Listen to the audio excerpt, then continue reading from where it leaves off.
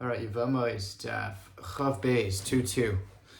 What are we going to do today? We're going to continue the theme that we were discussing yesterday about shnias, right? Secondary arayos. So on yesterday's daf, we were talking about the 8 secondary arayos, and we outlined those yesterday. And one of the questions that came up were, are these the only 8 or are there more? And we mentioned, no, we know there are more because they're also the secondary arayos of Rabbi Chia, for example, and those weren't included in these 8. So today's daf, we start by saying, what were those? What are the secondary arayos of Rabbi Chia? So Rabbi Chia outlines 6 secondary arayos. I'll read them to you. Your son's daughter, your daughter's son's daughter, your wife's son's daughter, so your wife's son's daughter, which is like your wife's son's son, it's your grandson, his daughter, so it's technically like your great granddaughter, your wife's daughter's daughter, your father, and then we go sort of the other direction, your father-in-law, so your wife's father's mother's mother, and your wife's mother's mother, lots of mothers. So these are an additional 8 shnios, 6 shnios that Rabbi Chia includes as well as part of the rabbinical prohibitions. So those are that's that. Then we move on to talk about a few sort of miscellaneous items. Couldn't really come up with a theme that categorize all of them. But first thing we say is there a hefsek for the shnios for Rabbi Chia, right? Sometimes we say, okay, a man can't marry his mother, but it stops there. Or do we say, no, his mother, or her mother, or her mother, or her mother? Does it sort of keep going indefinitely? So for these arayos that Rabbi Chia just mentioned, is there a hefsek or not?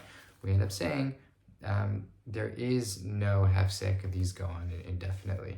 Again, I mean, is it realistic that they'll go on even further? No, because we're already like 4 generations out. Your great-granddaughter, for example. So what? How can a man marry his great-great-granddaughter? It's, not necessarily possible. Maybe as the lifespan grows, the average lifespan for individual people, maybe this is a question for the future. I don't know. But let's go back. So the second thing is, what about shnios when it comes to gerus, right? So if a man converts, the question is, can I still...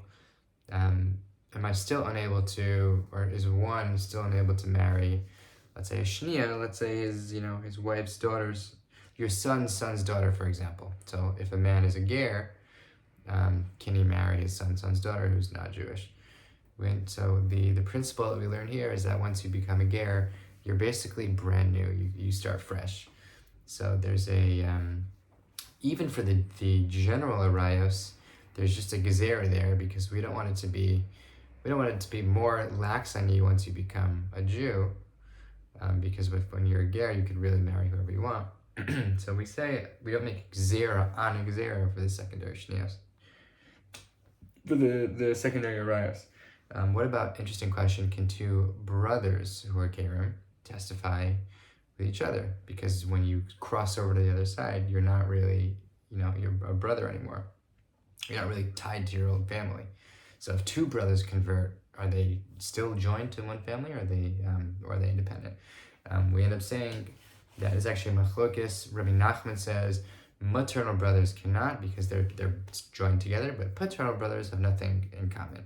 Meimar says now even maternal brothers have nothing in common, and he says it's different than the normal arayos where you are still somewhat connected to your family, because when it comes to Beis Din, which is meaning testifying, Beis Din is obviously on a higher level than the average person. So everything that you'd be doing with this brother in terms of testifying would be in a controlled environment. Everyone knows that these 2 people are, brothers. When it comes to arayos, you just see people on the street getting married. There's a whole wedding hall full of people wondering what's going on, and it's just not, it's just not possible.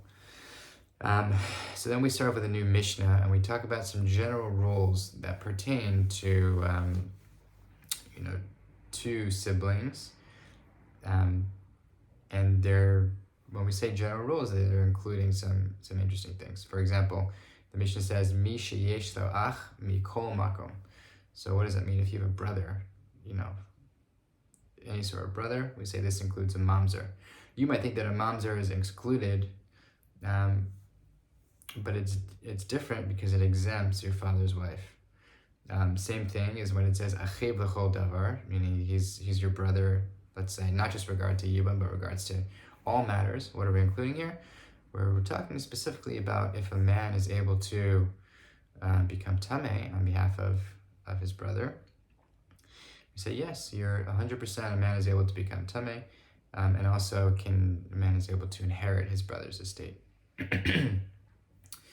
The rest of the daf is pretty much breaking down the rest of the words of the Mishnah. For example, chutz mi sheyesh lo ach min shifcha, meaning if you have a brother from a shifcha kiranis, in that case there is no connection between you and your brother because the bond goes with the mother. And v'chayav al makaso, we said that you're also chayav. The kid is chayav for hitting his father. So the question is, why should a mamzer be chayav to hit his father? His father, I think the rule is, in order to be liable for hitting your father, you have to be like a God-fearing Jew, and if you sired a mamzer, you're probably not. The answer is no. Back then he was a wild guy. He had a mamzer, but now he's totally fine. He's back to normal. So that's why you are still chayav for hitting or cursing your father. And then lastly, we're gonna discuss this more on tomorrow's daf, but we have this question of haba ala choso. V'hi bas eishes aviv. So let's say you have a relationship with your sister who's also your father's daughter. Those are two separate prohibitions in the Torah, interestingly. So do you get one prohibition or two? So as a machlokes, Rabbi Yossi Bar Yehuda says you get one avera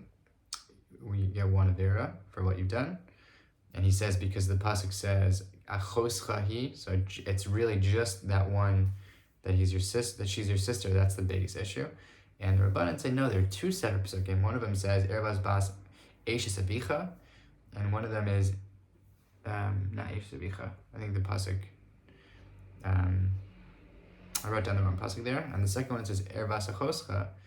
That teaches two separate areas, so it's two separate averas for what you've done, and each of them defend each other's positions, and that pretty much concludes Yevamos Daf Chaf Beis, and tomorrow we're going to resume this theme a little bit and dive further. Have a great day.